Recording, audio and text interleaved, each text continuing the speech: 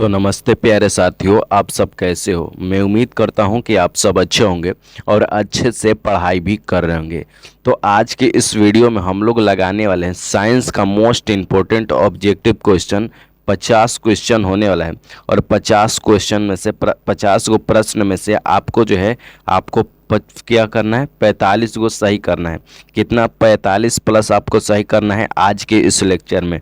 तो साइंस का mail fate के लिया गया है इसमें से क्वेश्चन। इसमें केमिस्ट्री फिजिक्स का है, तो ठीक है।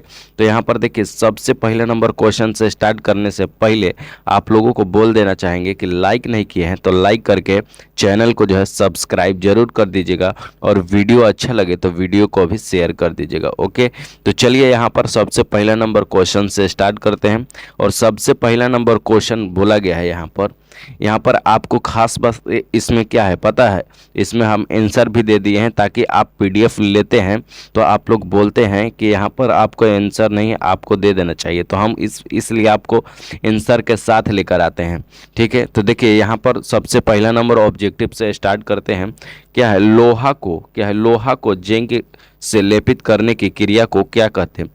लोहा को जिंक से लेपित करने की क्रिया को क्या कहते हैं? तो गैल्वेनीकरण कहते हैं। यहाँ पर क्या कहते हैं? तो गैल्वेनीकरण कहते हैं। इसका राइट आंसर कौन सा हो जाएगा? तो बी वाला इसका राइट आंसर हो जाएगा। चलिए आगे देखेंगे। यहाँ पर हम लोग अगला नंबर प्रश्न क्या बोला गया है। यहाँ पर अगला नंबर प्रश्न है, क्या है? निम्नलिखित में से कौन एक दहन अभिक्रिया है? तो निम्नलिखित में से कौन सा एक दहन अभिक्रिया है? तो इसका राइट आंसर कौन सा हो जाएगा? तो इसका राइट आंसर हो जाएगा पेट्रोलियम का क्या है, जलना जो है ये दहन अभिक्रिया है। चलिए आगे देखेंगे। यहाँ पर हम लोग अगला नंबर क्वेश्चन क्या बोला गया है। यहाँ पर सिल्वर क्लोराइड का रंग क्या होता है? तो सिल्वर क्लोराइड का रंग कैसा होता है? तो सफ़ेद होता है। कैसा होता है? तो सफ़ेद यानी श्वेत होता है, उजला होता है, वाइट, है ना। चलिए आगे देखेंगे। यहाँ पर हम लोग अगला नंबर क्वेश्चन यहाँ पर बोला गया है 4 नंबर, क्या है? जस्ता तथा तनु हाइड्रोक्लोरिक अम्ल की अभिक्रिया के फलस्वरूप निम्न में से कौन सा गैस बनता है? तो देखिएगा, जस्ता को और तनु अम्ल हाइड्रोक्लोरिक अम्ल को जब अभिक्रिया कराते हैं तो हाइड्रोजन गैस जो है ये छोड़ता है। क्या बनता है? छोड़ता है। ओके, चलिए यहाँ पर देखेंगे अगला नंबर क्वेश्चन को। 5वां नंबर प्रश्न यहाँ पर बोल रहा है, 5वां नंबर क्वेश्चन है, साग क्या है? साग सब्जियां को विघटित होकर कंपोस्ट बनना ही अभिक्रिया का उदाहरण है। तो साग सब्जी जब कंपोस्ट जब खराब हो जाता है तो उसमें से उष्मा छेपी निकलता है। क्या निकलता है? उष्मा छेपी निकलता है, उसमें से उष्मा निकलता है। तो इसका राइट आंसर कौन सा हो जाएगा? बी वाला इसका राइट आंसर हो जाएगा। चलिए आगे देखेंगे। यहाँ पर हम लोग छठा नंबर क्वेश्चन क्या बोला गया है, लौह चूर्ण पर तनु हाइड्रोक्लोरिक अम्ल डालने पर क्या होता है?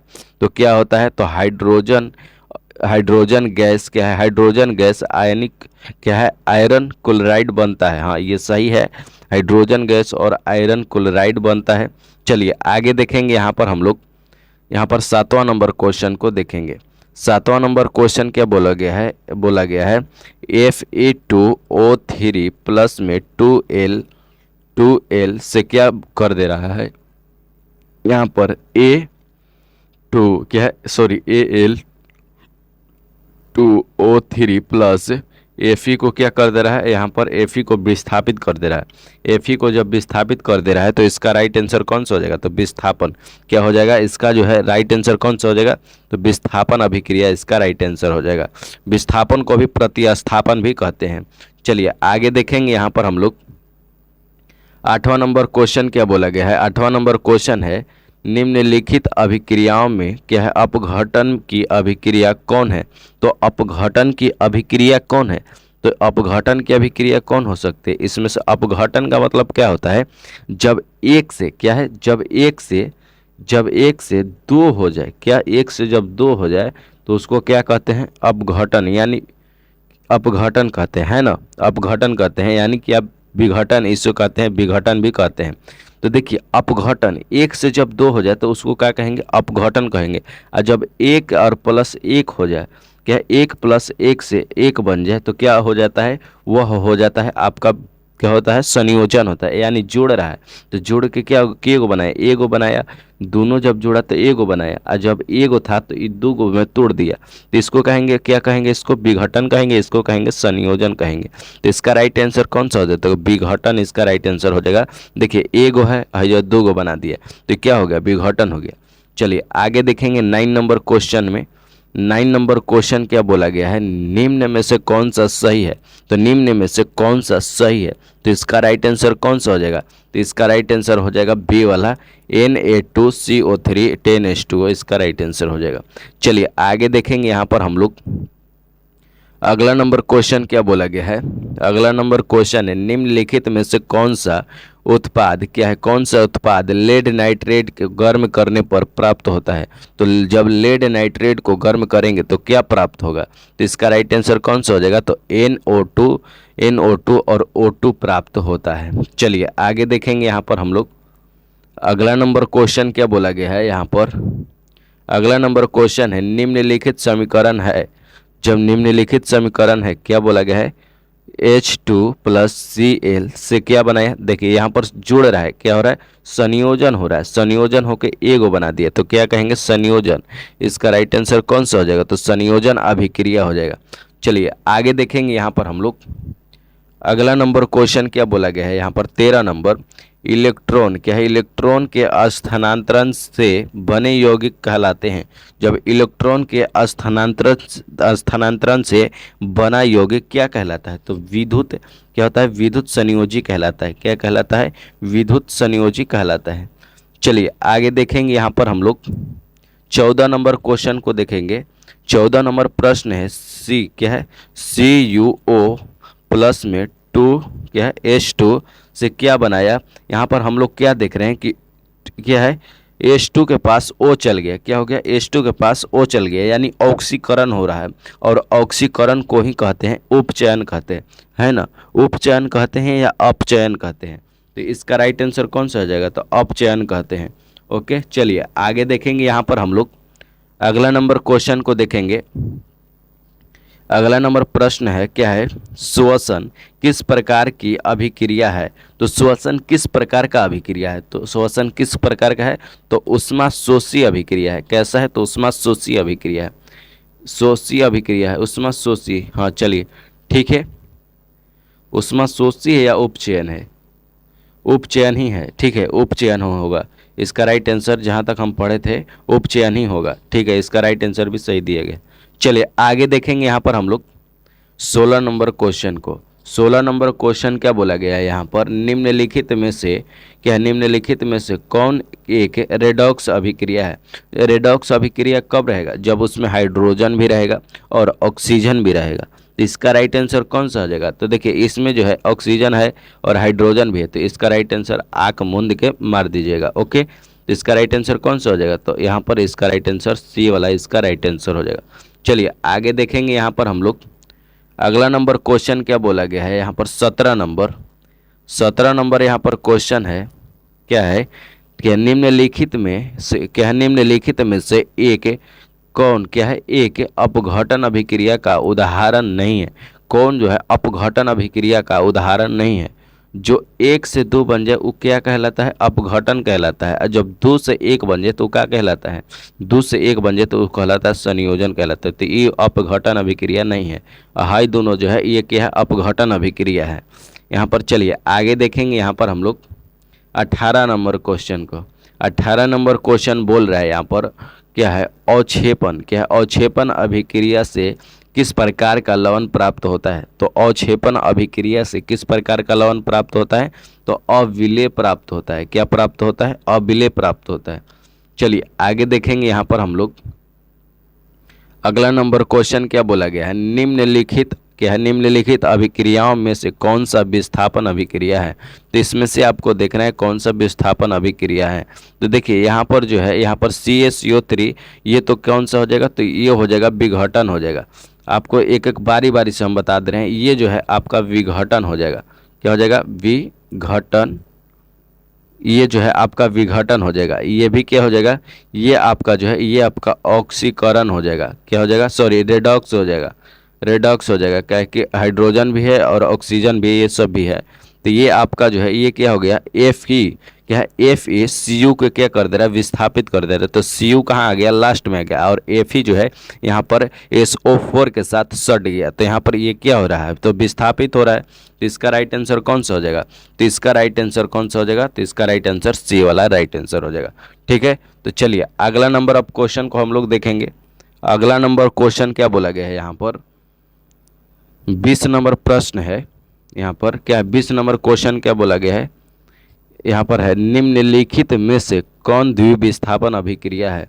तो निम्नलिखित में से कौन सा है जो द्विविस्थापन अभिक्रिया है, तो आपको जो लंबा दिखने में लगे उसको मार दीजिएगा टिक। ठीक है, चलिए आगे देखेंगे। यहाँ पर हम लोग अगला नंबर क्वेश्चन क्या बोलता है, यहाँ पर बोल रहा है प्रकाश की किरण गमन करती है। अब देखिए अब किसका प्रश्न आ गया, अब आ गया फिजिक्स का, क्या है, फिजिक्स का जो है अब आपका क्वेश्चन आ चुका है। और फिजिक्स का अब लगाइए क्वेश्चन, और 20 तक ले जो था आपका केमिस्ट्री का क्वेश्चन था, किसका था, तो केमिस्ट्री का था। तो अब फिजिक्स का लगाइए।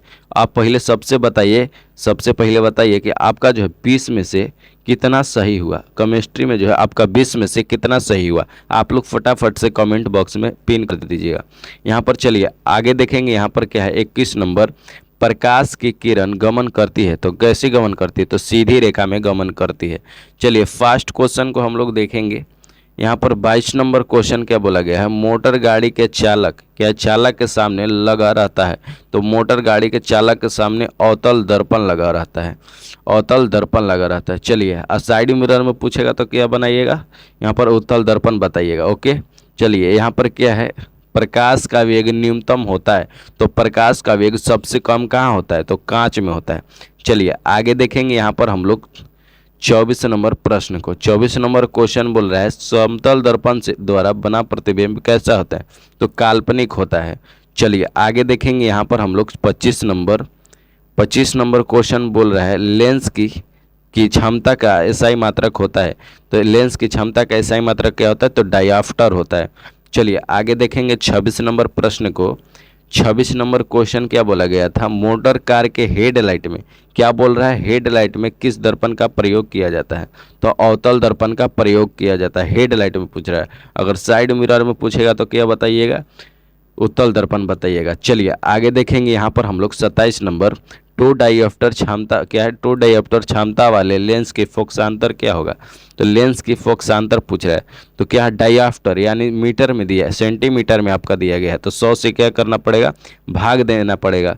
यहाँ पर गुना करिए कितना से, 2 से। तो यहाँ पर 2 से कटेगा तो कितना आएगा, 50 आएगा। 50 आएगा कि नहीं आएगा, तो आपका जो है 2 से कटा तो 50 आ गया। तो इसका राइट आंसर कितना आ जाएगा, 50 सेंटीमीटर आ गया। चलिए आगे देखेंगे। यहाँ पर हम लोग अगला नंबर क्वेश्चन क्या बोला गया है, किस लेंस क्या है, किस उत्तल लेंस की फोकसांतर 50 सेंटीमीटर है, तो उसका क्या है, तो उसकी क्षमता होगी। तो 50 सेंटीमीटर है तो उसको कटा दीजिए तो टू डाईऑप्टर बच जाएगा। 100 से डायरेक्ट लगाइए भाग, कितना, 2 डाईऑप्टर। और क्या है, उत्तल है, उत्तल का फोकसांतर क्या होता है, धनात्मक होता है, तो इसलिए प्लस होगा। ठीक है, माइनस में नहीं होगा। चलिए आगे देखेंगे। यहाँ पर हम लोग 29 नंबर क्वेश्चन है। 29 नंबर क्वेश्चन क्या बोल रहा है, क्या है, प्रकाश की किरण का पथ दर्शाने वाला चित्र को क्या कहते हैं, तो किरण आरेख कहते हैं। चलिए आगे देखेंगे। यहाँ पर हम लोग क्वेश्चन को क्या है, अगला नंबर 30 नंबर है, उत्तल लेंस की क्षमता होती है। तो उत्तल लेंस की क्षमता कैसा होता है, तो धनात्मक होता है। चलिए आगे देखेंगे। यहाँ पर हम लोग 31 नंबर प्रश्न को, 31 नंबर क्वेश्चन क्या बोला गया है, प्रकाश की किरणों के समूह को क्या कहते हैं, तो किरण पुंज कहते हैं। चलिए आगे देखेंगे। यहाँ पर ऐसे ही फटाफट से हम लोग क्वेश्चन को लगाते चलेंगे। चलिए अगला नंबर क्वेश्चन है, निम्न में से कौन सा पदार्थ क्या लेंस बनाने के लिए प्रयुक्त नहीं किया जाता है। तो कौन सा पदार्थ को प्रयुक्त नहीं किया जाता है, तो मिट्टी को प्रयुक्त नहीं किया जाता है। चलिए यहाँ पर 33 नंबर प्रश्न को देखेंगे।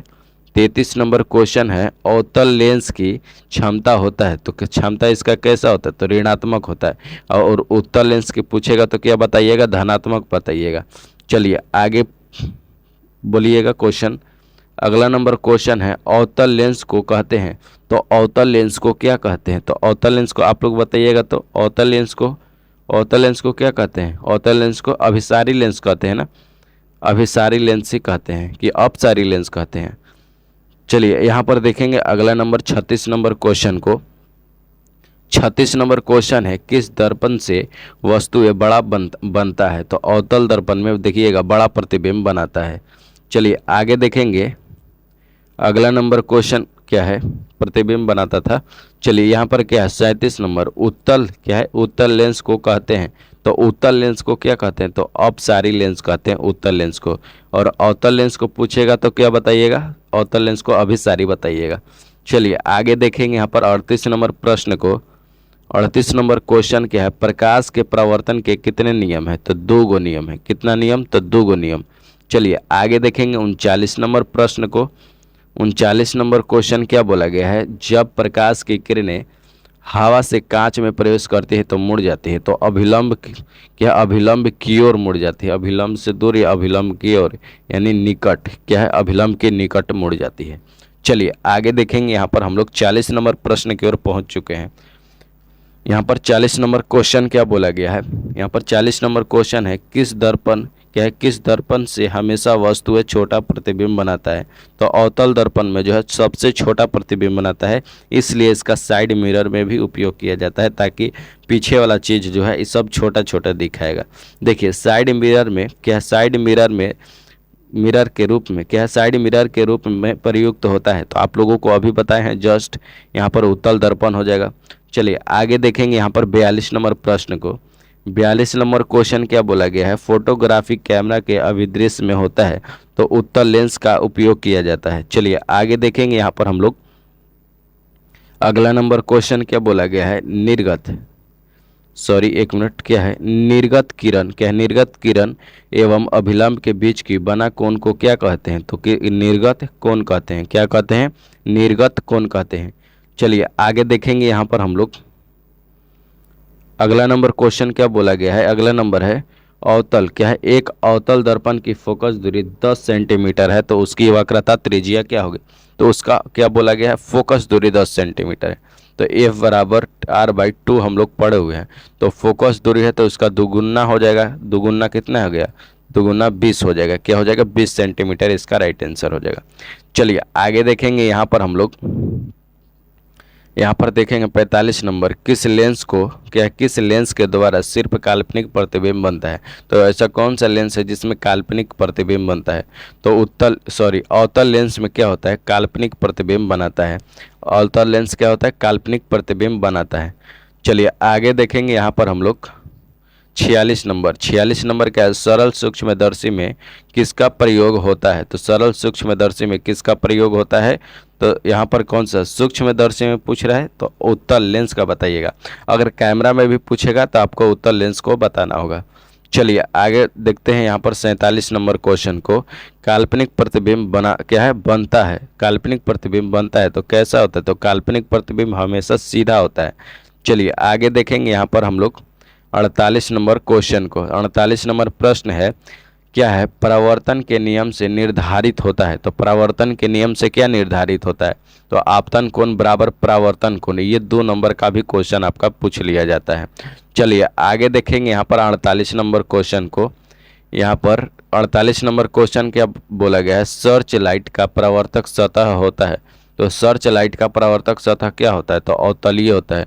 और अगर आपसे पूछे कि सर्च लाइट में कौन सा दर्पण प्रयोग किया जाता है तो अवतल दर्पण बताइएगा। चलिए आगे देखेंगे यहाँ पर 50 नंबर प्रश्न को।